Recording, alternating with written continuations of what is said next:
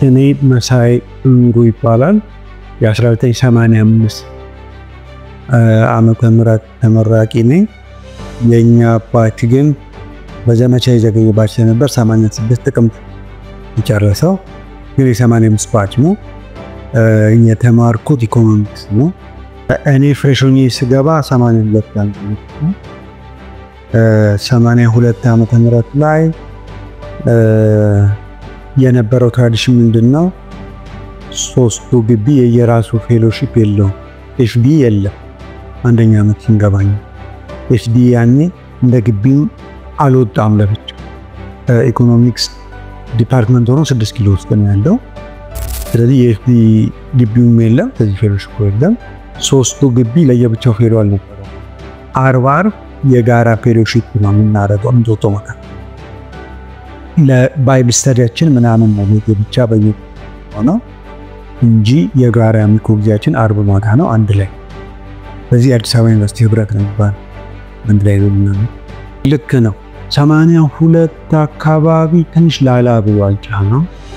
በሰባዎቹ ዩኒቨርሲቲ እንደነበሩት አይነት ተማሪዎች አይነት ጫና አልነበረብንም። 82 ላይ ደርግም ትንሽ አቋሙን አላልቶ ሚክስድ ኢኮኖሚ አይነት ነገሮች ያወጀበት ጊዜ ነው። ስለዚህ ኮሚኒዝሙም ላላ ያለበት ጊዜ ነው። እኔ 6 ኪሎ ነበር ያው እንዳልኩ የባይብል ስተዲ ኮኦርዲኔተር ነበር። እንግዲህ 82 ላይ ፍሬሽ ነው አገልግሎት የጀመርኩት 83 ነው ተከንዲሽ ስለብ። ስለዚህ ከዛ ጊዜ ጀምሮ የባይብል ስተዲ ኮኦርዲኔተር ነበር። ዋና ኮሚቴ ውስጥ ሆኜ የኤምቢኤስ ኮኦርዲኔተር ነኝ። ታስታውስ በዛ ዘመን ወደ 24 ባይብል ስተዲ ግሩፖች ነበሩ 6 ኪሎ ውስጥ ማለት 82 ላይ በኋላ 83 84 ላይ ያኔ ፈቀድ ስለነበር የብሎክ ፕሮግራሞች ነበሩ። ለምሳሌ 3ኛ ዓመቶች ትሪዮ ሳምቲንግ ላይ 6 ኪሎ ግቢ ውስጥ የማታ ፕሮግራም አለ። አይዘር በሳምንት አንዴ ወይም በየማታ ከላይብረሪ በኋላ የዶርም ፕሮግራም ነበር። ከባይብል ስተዲ በተጨማሪ የጸሎትና ቃል ሼሪ ጊዜ እንበል 3:30 ከኬኔዲ ብንወጣ እስከ ሩብ ጉዳይ 4 ሰዓት እንገናኝ።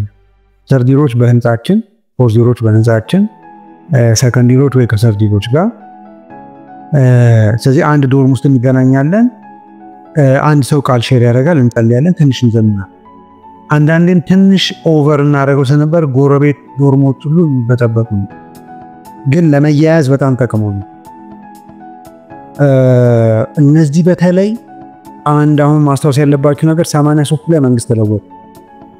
ደርግ ወደቀ፣ ኢህአዴግ መንግስት መጣ እና እሱ ራሱ ያኔ ዩኒቨርሲቲ ተማሪ እንዲዘምት ተብሎ ብዙ ተማሪ ዘመቻ ጣቢያ ገብቶ ስልጠና ወስዶ ለመዝመት እየተዘጋጀ ባለበት ጊዜ ደርግ እሱ ራሱ ብዙ ኮኔክት አድርጎታል። ተማሪ ሃርድ ሺት ያሳለፉት እና ከዛ መልስ ፌሎሺፓቸው ጠንክሮ ነው የተመለሱ።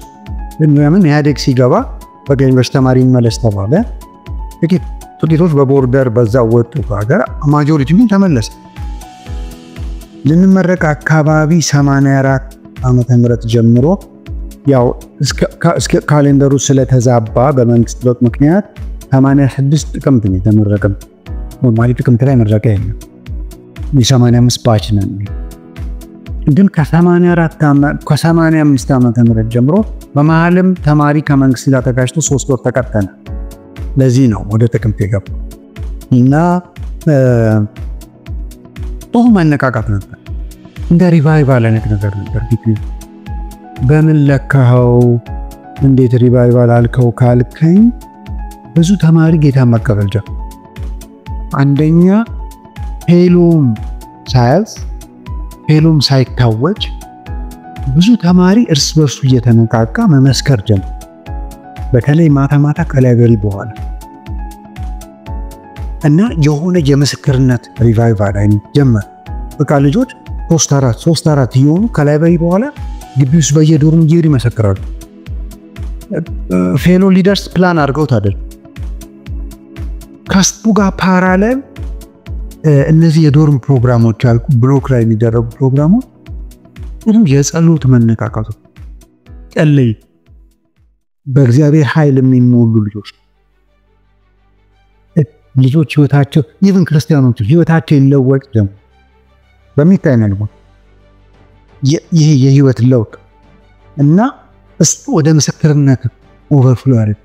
ስለዚህ ፌሎ ላይ አስታውሳለሁ 85 ላይ 84 ላይ በየአርቡ 7-10 ተማሪ ወደ ጌታ ይመጣል። ግቢ ተመስክሮለት ጓደኞቹ ይዘውት መጥተው ፌሎ የሚያገለግል ሰው ሰብኩ ሲጨርስ ጌታን የምትቀበሉ ሲባል አስታውሳለሁ። ለምን የሚቀበሉት ይዘን ነው የምንወጣው እኛም ለምን ስማቸው እንደሆነ ቁጥራቸው ምናምን ይችላል እንደሱ አረግ ስለነበር ህብረት አምባ እንደሱ ስናረግ አስታውሳለሁ። በኋላ ካንተወጡ ምካንሽ ህብረት አምባ ጀነሬሽኖች ወደ 84 85 ህብረት አምባ ነበርና ከ7 እስከ 10 ያህል ልጆች በየአርቡ ፕሮግራም ወደ ጌታ ሲመጡ አስታውሳለሁ። አንዳንድ ልጆች ዶርም ሲጸልዩ ማንም ታይጠልይላቸው በመንፈስ ቅዱስ የሚሞሉ ህዝብ ነው። ተገሊ ይችላሉ በወቅቱ በምስክርነታቸው እና እግዚአብሔር ብቻ ፕላን ያደረጋቸው መነቃቃቶች ነበሩና እሱ ጊዜ ትዝ ይለኛል አማረሰው። እሺ ታንኪ ጥሩ ነው ይሄን ድል ማግኘቴ ደስ ይለኛል። እንደ አይነት ፕሮግራሞች 6 ኪሎዎች አዘጋጅተው ከአመት ከሁለት ዓመት በፊት ተካፍያለሁ። አንድ ፕሮግራም በተለይ አስታውሳለሁ 5 ኪሎ መካኒክስ የተደረገ ለግራጁዌትስ ታቻምና ወይ ከ3 ዓመት በፊት ተካፍያለሁና ነው ይሄ እንግዲህ አሁን ሶሻል ሚዲያ ዘመን ነው። የኔም ባቶት አብረን ያገለገሉኝ ቶት ሀገር ውስጥም ከሀገር ውጭም የኔን ጁኒየሮች መስማታቸው አይቀርም። አሁን በሁለት ሳምንት ይዘጋጃል ብለዋል። ስለዚህ ብንገኝ እኛ ወጥተናል፣ አስረክበን ሄደናል። ብዙ ዓመታት አልፈዋል፣ 10 ዓመታት አልፈዋል። ለማንኛውም ስለዚህ መተን ብናይ ታናናሽ ወንድሞቻችን ማለት ነው ምን እያረጉ ነው? እንዴት ነው የተማሪያ ግቢው እንዴት ነው? ተማሪ አሁን ምን ይመስላል? የአሁን ዘመን ክርስቲያን ተማሪ ምን አይነት ቪዥን አለው? ምን አይነት ችግር አለው? እዚህ መተን ብንሰማቸው ምስክርነታቸው ብንሰማ የኛን ዘመን ነገር አንዳንዶቻችን ብንናገር እንዴት እንዳሳለፍን አካፎ የነሱን ብንሰማታ በምን ልንረዳቸው እንችላለን የሚለውን ነገር ብናይ መተን በጣም ትልቅ ነገር ለኛ እግዚአብሔር የምናመሰግንበት ነው። ትውልድ ተቀብሎ እዚህ ደርሷል ማለት ነው። እነሱም እኛን ቢያዩ ይስናኑበት ኦኬ ነገ ደግሞ እንደነሱ እንደርሳለን ብለው የሚስናኑበት ቪዥን የሚያገኙበት ነው። ለምን መተናውን ምን ነገር ቢላለን ሼር ብናደርግ በፕሮፌሽናችን የተማር ብዙ ነገር ላይ ደረሰው ያለን እዚህ ደርሻለሁ ግን እንደናንተ ተማሪ ነበር አሁን እዚህ ላይ አግኝኛል እግዚአብሔር ብንል በጣም ይስናናሉ። ኢንካሬጅመንት ነው እንዳለ ተማሪ። ስለዚህ እሱ በጣም ጋብዛለሁ። ከዓለም ውጭም ያላችሁ ከኢትዮጵያ ውጭ ያላችሁ የት እንዳላችሁ ተናገሩ። ሜቢ ላይቭ ስትሪም ያደርጉ ከሆነ እነሱ ያሳውቃሉ። ስለዚህ ባይሳሚስ ወይ ቫሱ ዌብሳይት ላይ ፖስት አድርጎ መታገኙ ከሆነ ስራዬ ብላችሁ ገብታችሁ ብታዩ የሚተላለፈውን ነገር ከዛ አድሬስ ብታዩ አሁን ካለው የፊኒሽ ኮርነር ጋር ገናኙ ብዙ ነገር ማድረግ እንችላለን።